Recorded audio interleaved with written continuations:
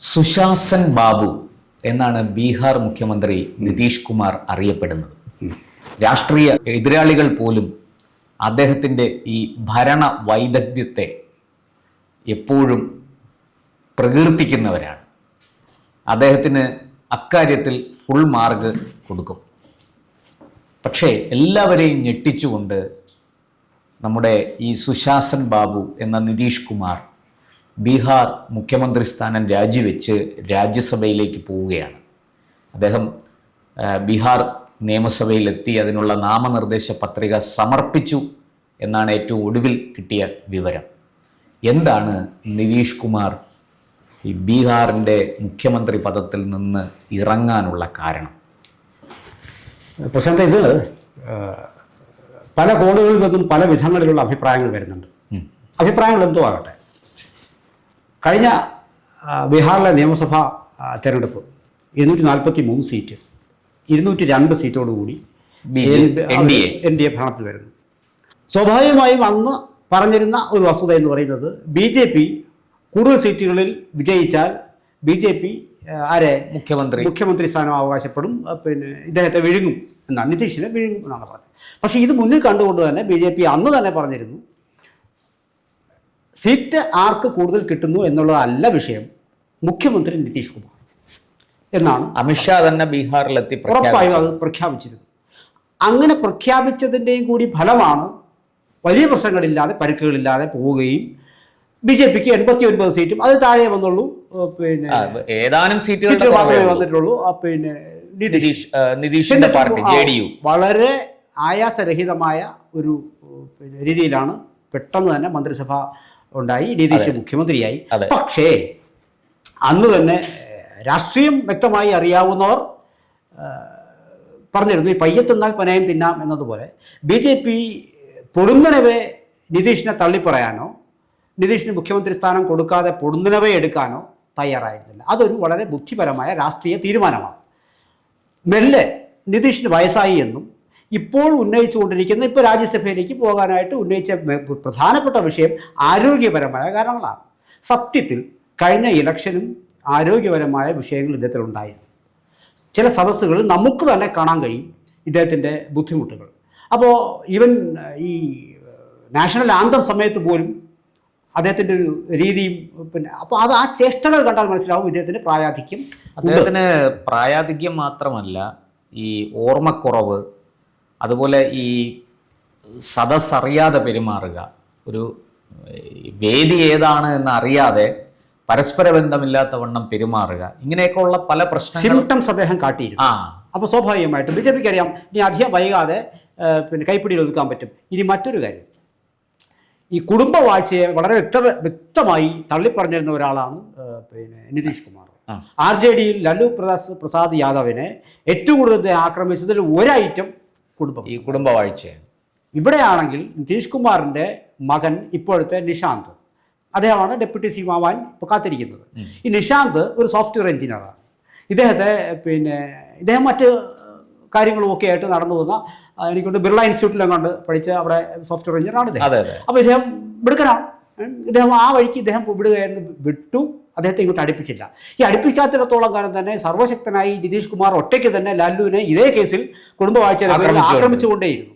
ഇപ്പോൾ സാഹചര്യങ്ങൾ മലക്കം മറിയുന്നു. കഴിഞ്ഞ ദിവസങ്ങളിൽ ലാലു കുടുംബം വളരെ ശക്തമായിട്ട് തന്നെ നിതീഷ് കുമാറും മകനെ ഒളിപ്പിച്ച് കടത്തുന്നു എന്ന തരത്തിലുള്ള വ്യാഖ്യാനങ്ങളൊക്കെ അവിടെ നിൽക്കട്ടെ. പക്ഷെ ഇതിൽ സംഭവിച്ച കാര്യം എന്ന് പറയുന്നത്, ഒരു പക്ഷേ ഈ ബീഹാർ ഇലക്ഷന് പിന്നെ ഇപ്പം 3 മാസവും മറ്റും ആയിട്ടുള്ളൂ, ഇദ്ദേഹം 6 മാസം ആയിട്ടുള്ളൂ, 3-4 മാസമായിട്ടുള്ളൂ അദ്ദേഹം CM പദത്തിലേക്ക് ഇരിക്കാൻ തുടങ്ങിയിട്ട്. ഇതിനു മുമ്പ് തന്നെ BJPയുടെ ചില തീരുമാനങ്ങൾ ഇന്നുവരെ മീഡിയയ്ക്കോ മറ്റുള്ള രാഷ്ട്രീയ പാർട്ടികൾക്കോ ഇവരെന്താണ് തീരുമാനിക്കുന്നതെന്നോ എന്താണ് നടപ്പിലാക്കുന്നതെന്നോ അറിയാൻ കഴിയാത്ത ഒരു സാഹചര്യം മുൻകൂട്ടി അറിയാനേ സാധിക്കില്ല. അത്ര വളരെ കൃത്യമായിട്ട് കരുക്കൾ നീക്കുന്ന സ്വഭാവമുണ്ട്. അത്തരത്തിൽ നീക്കിയ ഒരു സംഭവമായിരിക്കാം ആയിരിക്കണം സാധ്യതയാണ് ഞാൻ കാണുന്നത്. എന്തു തന്നെയായാലും ഇതാണ് ആപ്റ്റായിട്ടുള്ള തീരുമാനം. ഇവിടെ സംഭവിക്കുന്ന കാര്യം എന്ന് പറയുന്നത്, ഈ ആദ്യമായിട്ടാണ് രാഷ്ട്രീയത്തിലേക്ക് നാളിതുവരെ കാലെടുത്ത് വച്ചിട്ടില്ലാത്ത നിതീഷിൻ്റെ മകൻ ഡെപ്യൂട്ടി CM ആയിട്ട് വരുന്നത്. സ്വാഭാവികമായിട്ടും ഡെപ്യൂട്ടി CM ആയിട്ട് വന്നുകൊണ്ടാണ് ഇദ്ദേഹം രാഷ്ട്രീയമായി ട്രെയിനിങ് നേടാനായിട്ട് ആഗ്രഹിക്കുന്നത്. സ്വാഭാവികമായിട്ട് ഇന്ന് വരെ രാഷ്ട്രീയത്തിലേക്ക് വന്നിട്ടില്ലാത്ത ഒരാൾ ഒരു സുപ്രഭാതത്തിൽ ബീഹാർ പോലെ ഒരു സംസ്ഥാനത്തിൻ്റെ മുഖ്യമന്ത്രി പദത്തിലേക്ക് ഇരിക്കുക എന്ന് പറഞ്ഞാൽ അത് അതീവ ഗുരുതരമായ പിന്നെ സംഭവവാസങ്ങൾ തിരിച്ചടിക്കാൻ സാധ്യത. ഇത് ഇനി ബി ജെ പിക്ക് പിന്നെ ബാക്ക് ഫയർ ചെയ്യാനുള്ള സാധ്യതയുള്ള കാര്യങ്ങൾ ബി ജെ പി മുൻകൂട്ടി കണ്ടിരുന്നു. അതായത് അവർ വളരെ കൃത്യമായി തന്നെ അതാണ് നാടകമല്ലേ എന്നൊരു സംശയം വരുന്നത്. ആ നാടകം തെറ്റോ ശരിയെന്നുള്ള വേറെ കേസ്. അതായത് ആരോഗ്യപരമായ കാരണങ്ങളാൽ ഒഴിഞ്ഞേ മതിയാകൂ എന്ന് നിതീഷ് കുമാറിനെ കൊണ്ട് തന്നെ അദ്ദേഹം പറയിപ്പിക്കുന്നതിൽ ബി ജെ പി വിജയിച്ചു. ഈ പറഞ്ഞ ലല്ലു പറയുന്ന പോലെ അങ്ങനെ വിരട്ടിയിട്ടൊന്നും നിതീഷ് കുമാർ വീഴുന്ന ആളൊന്നും അല്ല. അത് പിന്നെ അതൊക്കെ പറയാറിയാം.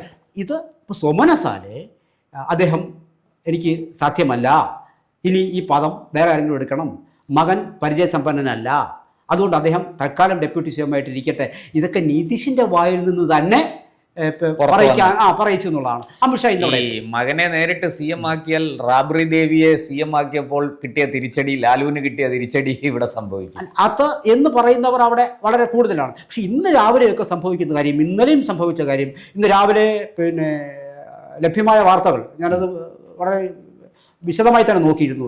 IG ഉൾപ്പെടെയുള്ള ആൾക്കാർ, ചില MLA മാർ, അങ്ങനെ പിന്നെ മന്ത്രിസഭയിലെ മറ്റു ചില ആൾക്കാർ, ഉന്നത ഉദ്യോഗസ്ഥർ, ഇവരെല്ലാം പിന്നെ CM വീട്ടിലേക്ക് വരുന്നു. അപ്പോൾ അത്തരത്തിൽ ആഴത്തിലുള്ള ബന്ധമുള്ള ആളാണ് നിതീഷ് കുമാർ. പിന്നെ ആൾക്കാർ പിന്നെ സുശാസൻ ബാബു അല്ലാതെ മറ്റൊരാൾ വേണ്ട എന്ന് വെച്ചാൽ ഗ്രാമീണർ പൊട്ടിക്കറിയുന്ന കാഴ്ച ബീഹാറിലെ ഇപ്പോഴത്തെ അവസ്ഥ. അപ്പോൾ ഇതെല്ലാം നിതീഷ് കുമാറിന് അറിയാം, ഇതൊക്കെയാണ് സംഭവിക്കാൻ പോകുന്നത് എന്നറിയാം.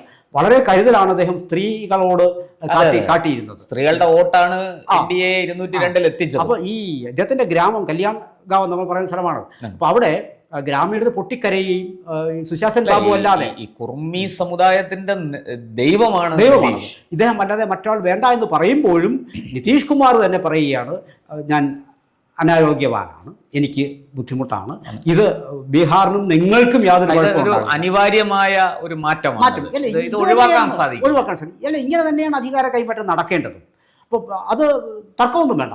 അല്ലാതെ ഒന്നും അറിയാത്ത ഒരു കൊച്ചു പയ്യനെ പിടിച്ചിട്ട് പിന്നെ അവിടെ പിടിച്ചെടുത്ത് കൊച്ചു വെച്ചാൽ രാഷ്ട്രീയമായി പയ്യനാണ് അയാൾ പിടിച്ച് അവിടെ എടുത്തുക അല്ല വാസ്തവത്തിൽ ഉചിതമായ കാര്യം. ഇപ്പോൾ BJP കീഴിൽ നിന്ന് അതിൽ വേറെ കാര്യം വെച്ചാൽ ഇദ്ദേഹം മാത്രമല്ല ഡെപ്യൂട്ടി CM, മറ്റൊരാളെ കൂടി ആലോചിക്കുന്നുണ്ട്. അത് കാരണം വെച്ചാൽ പരിചയസമ്പന്നരായ മറ്റൊരു ചെറുപ്പക്കാരനെ കൂടി ഡെപ്യൂട്ടി CM ആയി വയ്ക്കാം. അത് നിതീഷ് കുമാറിൻ്റെ ബുദ്ധിയാണ്. കാരണം മകനെ ഒരുപക്ഷെ BJP വിഴുങ്ങാൻ വളരെ എളുപ്പമാണ്, കാരണം പുള്ളിക്കൊന്നും അറിയില്ല. അപ്പോൾ പരിചയസമ്പന്നനായ തനിക്ക് വിശ്വാസമുള്ള ഒരാൾ കൂടി ഡെപ്യൂട്ടി CM ആയിട്ട് പിന്നെ JDU നിന്ന് തന്നെ വന്നാൽ അവർ ഒരു ഐക്യമുണ്ടാവും. നാളെ അവിടെ ഇപ്പോൾ നിലവിൽ ഈ BJPയുടെ സമ്രാട് ചൗധരി, അതുപോലെ വിജയ് സിൻഹ, ഇവരൊക്കെ ഡെപ്യൂട്ടി CM-മാരാണ്. അപ്പോൾ ഇതിൽ നിന്ന് ഒരാളായിരിക്കും CM ആകാനുള്ള സാധ്യത. കാരണം നേരത്തെ ശരിക്കും ബീഹാറിലെ ഒരു 3 തൂണുകൾ എന്ന് തന്നെ പറയാം. ഒന്ന് ലാലു പ്രസാദ് യാദവ്, ഒന്ന് നിതീഷ് കുമാർ, മറ്റൊന്ന് സുശീൽ കുമാർ മോദി. സുശീൽ കുമാർ മോദി നമുക്കറിയാം, അദ്ദേഹം ക്യാൻസർ രോഗബാധിതനായി നിരവധി നാൾ ചികിത്സയിലൊക്കെ ആയിരുന്നു. പക്ഷേ എന്നാലും രാഷ്ട്രീയ പ്രവർത്തനത്തിൽ സജീവമായിരുന്നു. പിന്നീട് അദ്ദേഹം മരിച്ചുപോയി. അപ്പോൾ ബീഹാറിൽ സത്യത്തിൽ സുശീൽ കുമാർ മോദി കഴിഞ്ഞാൽ പിന്നെ അങ്ങനെ ഉയർത്തി കാണിക്കാൻ കഴിയുന്ന ഒരു നേതാവ് ആ കാലത്തില്ലായിരുന്നു. പക്ഷെ ഇപ്പോഴങ്ങനെയല്ല. ഈ സമ്രാട് ചൗധരിയൊക്കെ ഒരു മുഖ്യമന്ത്രിയുടെ അത്രയും ഏതാണ്ട് വ്യക്തിത്വത്തിൽ നിതീഷിനോടൊപ്പം തോൾപ്പൊക്കം എത്തിയില്ലെങ്കിലും ഒരു മുഖ്യമന്ത്രിയായിരിക്കാൻ ശേഷിയുള്ള ആളാണ്. അങ്ങനെയെങ്കിൽ സമ്രാട് ചൗധരിയെ മാറ്റുന്ന ആ ഒഴിവിലേക്ക് BJPക്ക് ഒരു ഉപമുഖ്യമന്ത്രിയെ വെക്കാൻ കഴിയുമോ, അതോ JDU അത് എടുക്കുമോ? ഇപ്പം ചർച്ചകൾ പോകുന്നത് BJPക്ക് മുഖ്യമന്ത്രി സ്ഥാനം, അത് സാധ്യത കൂടുതൽ ഇപ്പോൾ കാണുന്നത് സമ്രാട് ചൗധരിക്ക് തന്നെയാണ്. പകരം 2 ഡെപ്യൂട്ടി CM, അത് രണ്ടും JDU-ന് എന്നർത്ഥമാണ് ചർച്ചകൾ എത്തി നിൽക്കുന്നത്. അപ്പോൾ സ്വാഭാവികമായിട്ടും ഒരു ഡെപ്യൂട്ടി CM കൂടി എന്നുള്ള വാദത്തിലേക്ക് പിന്നെ അവിടെ പ്രസക്തി ഇല്ലാതെ ആവശ്യവുമില്ല. അപ്പോൾ ആ ഒരു സാഹചര്യത്തിൽ ഇത് നടന്നു പോകുന്നത് അവിടെയാണ്. ഇവിടെ സംഭവവാസം എന്ന് പറയുന്നത് ഈ 5 രാജ്യസഭാ സീറ്റുകളാണല്ലോ ഇപ്പോൾ ഉള്ളത്. അതിൽ 3 BJPക്കും 2 പിന്നെ JDU-നും. അപ്പോൾ JDU അങ്ങ് ഒരാളാണ് പുതിയത്, ഒരാൾ പഴയത്തിന് തുടരാനുള്ള അവസരവും അവർ കൊടുത്തിട്ടുണ്ട്. വാസ്തവത്തിൽ നിതീഷ് വളരെ തന്ത്രപരമായ ഒരു അധികാര കൈമാറ്റമാണ് വാസ്തവത്തിൽ ഇപ്പോൾ ചെയ്തത്. ഇത് മറിച്ച് ചിന്തിച്ചു നോക്കാം, നിതീഷിൻ്റെ ഭാഗത്തു നിന്നുകൂടി നമ്മൾ ചിന്തിച്ചു നോക്കാം. നിതീഷ് ഇങ്ങനെ പോയാൽ, നിതീഷിൻ്റെ ഭാഗം അടുക്കാതിരുന്നു കഴിഞ്ഞാൽ ഇതോടുകൂടി JDU-ന്റെ പ്രസക്തി ഇല്ലാതാവും. ഇപ്പം താൻ നേതൃത്വം കൊടുത്ത് കൊണ്ടുവന്ന ഒരു പാർട്ടി ഒരു നാളെയും പ്രസ്ഥാനം ഒരു സംസ്ഥാനത്ത് വീണ്ടും തുടരണം എന്ന് സ്വാഭാവികമായും ആരും ആഗ്രഹിക്കും. അങ്ങനെ താനിരിക്കുമ്പോൾ തന്നെ, സ്വരം നന്നായിരിക്കുമ്പോൾ തന്നെ അതിനുള്ള വഴി തുറന്നു കൊടുക്കാനുള്ള ഈ സുമനസ് കൂടി കാട്ടിയാൽ അത് വളരെ സുന്ദരമായി ആ കൈമാറ്റം നടക്കും. അപ്പോൾ ഈ പാർട്ടി കുറച്ച് നാളുടെ ഉണ്ടാവും. മറിച്ചാണെങ്കിൽ സ്വാഭാവികമായിട്ട് ഈ പാർട്ടിക്ക് തടിയുണ്ടാവും. ഈ ഇദ്ദേഹം കൊണ്ടുപോയതുപോലെ മറ്റൊരാൾക്ക് കൊണ്ടുപോകാൻ സാധ്യമല്ല. ഇപ്പോൾ നമ്മുടെ ഒറീസയിൽ ബിജു പട്നായിക്, അപ്പോൾ ആ കുടുംബം കൊണ്ടുപോയ രീതിയുണ്ട്. അതേപോലെ ഇവിടെയും അങ്ങനെയാണ് ഇത് കൊണ്ടുപോകുന്നത്. ഈ പട്നായിക് കുടുംബത്തെ പോലെ തന്നെ നിതീഷിന്റെയും ഒരു പാരമ്പര്യം കൊണ്ട് ഇതിനകത്ത്. അപ്പം പക്ഷേ ഇവിടെ ദൗർഭാഗ്യവശാൽ ഇദ്ദേഹത്തിൻ്റെ മകൻ രാഷ്ട്രീയത്തിലേക്ക് താല്പര്യം കാണിക്കാതെ വരികയും ഇദ്ദേഹത്തിന് വലിയ മുദ്രാവാക്യങ്ങളെന്ന് പറയുന്ന കുടുംബവാഴ്ചയാണ്. പക്ഷേ മറ്റു മാർഗങ്ങളൊന്നുമില്ല ഈ പാർട്ടിയെ രക്ഷിക്കാൻ എന്നുള്ള തരത്തിൽ. ഇതിപ്പോൾ അങ്ങനെ ഒരു അനിവാര്യത ഉണ്ടായി, ജനം തന്നെ പറഞ്ഞു തുടങ്ങി. അദ്ദേഹത്തിന്റെ ആ ലെഗസി അതിങ്ങനെ മകനിലൂടെ ഇനി അയാൾക്കൊന്നും പറയാൻ അയാൾക്ക് ന്യായം പറയാൻ പറ്റും. ഞാൻ ആഗ്രഹിച്ചതല്ല, മകനും ആഗ്രഹിച്ചതല്ല, പക്ഷെ ജനം സാഹചര്യങ്ങൾ ഇങ്ങനെ വന്നു ആഗ്രഹിക്കുന്നു. അപ്പോൾ ഇതാണ് സാഹചര്യം ഉണ്ടാക്കി വെച്ചത്. അപ്പോൾ ഇത് വളരെ കൃത്യമായി തന്നെ ഒരു തിരക്കഥയുടെ അടിസ്ഥാനത്തിൽ വന്നതുമാകാം. ഇനി മറിച്ച് ചിന്തിച്ചാൽ പൊളിറ്റിക്കലി അതൊരു പൊളിറ്റിക്കലി അതൊരു ഇൻകറക്റ്റ് അല്ല, അത് കറക്റ്റ് ആണ്. അതാണ്. അപ്പം അത് പോകേണ്ട വഴിയിൽ കൂടി തന്നെയാണ് പോകുന്നത്. പിന്നെ കുബുദ്ധി ഈ ചില നിർബുദ്ധികൾ പറഞ്ഞു വരുത്തും. അത് പറഞ്ഞു വരുത്തുന്നത് കൊണ്ടാണ് BJP കാത്തിരുന്ന് വിഴുങ്ങി. മഹാരാഷ്ട്രയിൽ സംഭവിച്ചതുപോലെ BJP ഇനി ഇവിടെയും വിഴുങ്ങും. അതൊക്കെ അനിവാര്യമായ പതനങ്ങളാണ്. പക്ഷേ മഹാരാഷ്ട്രയും ബീഹാറും തമ്മിൽ ഒരുപാട് വ്യത്യാസം. അല്ല, അങ്ങനെയുള്ള പദങ്ങളൊക്കെ വന്നു തുടങ്ങി. വളരെ മഹാരാഷ്ട്രയിൽ അധികാരത്തിന് വേണ്ടിയുള്ള ആ ഒരു എന്താ പറയുക അത്യാഗ്രഹം കൊണ്ട് ശിവസേന ഉദ്ധവ് താക്കറെ ചെന്ന് ചാടിയ. പക്ഷേ നാഷണൽ പൊളിറ്റിക്സിൽ എല്ലാ പേരും തന്നെ ഇത്തരത്തിലുള്ള അഭിപ്രായം പറഞ്ഞു തുടങ്ങി. BJP വിരുദ്ധ കക്ഷികളിൽ നിന്നാണ് വരുന്നത്. സ്വാഭാവികം മഹാരാഷ്ട്ര സംഭവിച്ചതും മറ്റൊരു കാര്യങ്ങളാണ്. ഈ പറഞ്ഞ പോലെ അധികാര തർക്കം ഉണ്ടായിരുന്നു. പിന്നെ ശിവസേനയിൽ നിന്ന് അത് അങ്ങനെ തന്നെ ഒരു പൊളിറ്റിക്കൽ പാർട്ടി വളരുന്നത് അങ്ങനെയാണ്. അല്ലാതെ എന്നിട്ട് അതിൻ്റെ ഗുണം രണ്ടുപേരും അനുഭവിച്ചില്ലേ? തീർച്ചയായും. ശരത് പവാറിൻ്റെ പിടിയും ഇതേപോലെ തന്നെ ഈ സർവ്വസമ്പന്നനായിരുന്നു അദ്ദേഹം, അജിത് പവാർ. പൊളിറ്റിക്കലി എങ്ങനെ നോക്കിയാലും. അപ്പോൾ അങ്ങനെ വരുന്ന ഒരാളെ സ്വാഭാവികമായിട്ടും കാര്യം ഇപ്പോൾ ഇവിടെ നമുക്ക് കരുണാകരനെ എടുക്കും. അയാൾ സർവശക്തനല്ലായിരുന്നു. പോകെ ഇതൊരു അന്ത്യമില്ലേ? അപ്പോൾ അവിടെ സംഭവിച്ചത് തന്ത്രപരമായി BJP അവസരം കാത്തിരുന്നുകൊണ്ട് മഹാരാഷ്ട്രയുടെ പല മേഖലകളിലും ക്ഷമയോടെ അങ്ങനെ ക്ഷമയോടെ കാത്തിരുന്നാണ് വാസ്തവത്തിൽ ഇവിടെയും സംഭവിക്കുന്നത്. ഇനി കേരളത്തിലേക്ക് എന്തായാലും ഒരുപക്ഷെ നമുക്ക് സാന്ദർഭികമായി പറഞ്ഞു പോകാം. ഇപ്പോഴും ഇന്നല്ലെങ്കിൽ നാളെ കേരളം BJP കൊണ്ടുപോകും. അവിടെ അവർ കാത്തിരിക്കലാണ്. ബംഗാളിന് വേണ്ടി കാത്തിരുന്നില്ലേ? അതൊരു രാഷ്ട്രീയ അതായത് മിടുക്കാണ്. ഈ വേവോളം കാത്തിരുന്ന് ആറുവോളം കാത്തിരുന്ന് ചാടിക്കയറി നിങ്ങൾ ഈ സ്ഥാനം മോഹിച്ചിട്ട് ബീഹാറാണ്. വളരെ സെൻസിറ്റീവ് പൊളിറ്റിക്സ് ആണ്. അത് നോക്കി കണ്ട് മാത്രമേ ഇരിക്കാവൂ. BJP ജാതി രാഷ്ട്രീയത്തിന്റെ എല്ലാ ചൂരും ഉള്ള ഇപ്പൊ നിതിൻ ഡബിനെ പോലെയുള്ള ഒരാൾ അവിടെ ഉണ്ട്. കൃത്യമായും തന്നെ BJP ഒരു കരുക്കൾ നീക്കിയാൽ ഭാവിയിൽ BJPക്ക് വലിയ മുതൽ കൂട്ടാവുന്ന ഒരു സംസാരമാണ്. BJP വളരെ കൃത്യമാണ്. ആ കൗബെൽറ്റ് പൂർണ്ണമായും പിടിക്കുക. ആ കൗബെൽറ്റ് പിടിച്ചാൽ കംഫർട്ടബിൾ മെജോറിറ്റി ആയി BJP. അങ്ങനെ ഒരു BJPക്ക് ഒരു പ്രഥമ BJP മുഖ്യമന്ത്രി എന്നുള്ള സ്ഥാനം പൂവണിയും അതവർ കാത്തിരുന്ന് നേടിയതാണ്. ഒരുപാട് വിട്ടുവീഴ്ചകൾ ചെയ്ത് നേടിയതാണ്. അപ്പോൾ ആ വിട്ടുവീഴ്ചയുടെ അടിസ്ഥാനത്തിലാണ് ഇദ്ദേഹം എന്ത് പറഞ്ഞാലും ബീഹാറിൻ്റെ വളർച്ചയ്ക്കായ സംഭാവനകൾ പോലും വളരെ കൃത്യമായി ബജറ്റിൽ തന്നെ നീക്കിയിരിപ്പ് BJP ബീഹാറിലൂടെ നടത്തിയിട്ടുണ്ട്. ബീഹാറിനെ ഇനി അങ്ങനെ തള്ളിക്കളയാനും സാധ്യമല്ല. വളരെ ഇന്ത്യയുടെ ചരിത്രം പരിശോധിക്കുമ്പോൾ വല്ലാതെ മനുഷ്യനെ ഹൃദയത്തിൽ തൊടുന്ന ഒരുപാട് കാര്യങ്ങൾ ബീഹാറുമായി ബന്ധപ്പെട്ടിട്ടുണ്ട്. ആ ബീഹാറിലെ വളരെ പിന്നാക്ക സംസ്ഥാനമാണ്.